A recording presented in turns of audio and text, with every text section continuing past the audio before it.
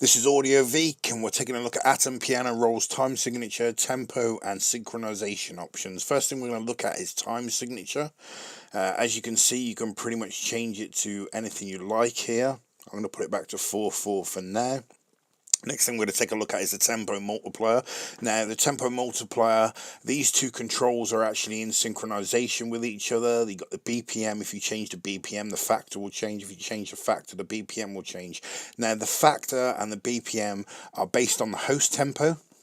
So as you can see in the top left hand corner, the AUM is set to 120 and the BPM is set to 120, but I can change the factor. So if I swipe down, because if you touch the controls you've got a swipe control, or you can use the arrows up and down as well for more precise control. Because I've changed the factor to 0.5, you can actually see now that the BPM of the piano roll is 60. Now, the reason this factor is so useful is because you can swipe down into the minus values, and when I swipe down into the minus values, you'll see it says minus 120, and what that actually means is when I press playback like this, as you can see, the playback head is actually going in reverse. So we'll set that back up to 1 for now. So remember, minus values is going in reverse, plus values is going forward, and the factor actually is just a factor of the host tempo. So we'll bring this back to the start here like so.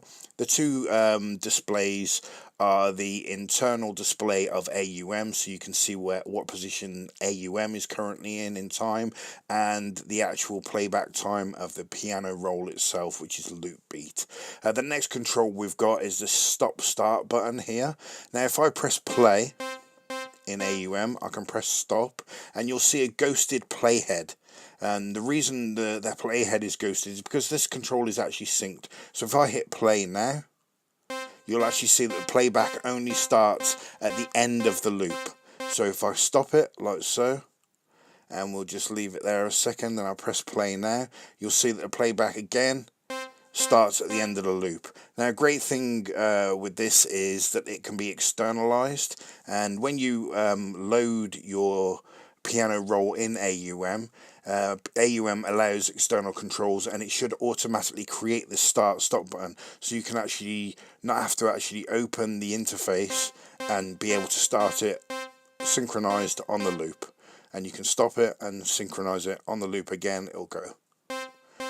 So that's the time signature, tempo, and synchronization options. We'll see you on the next video.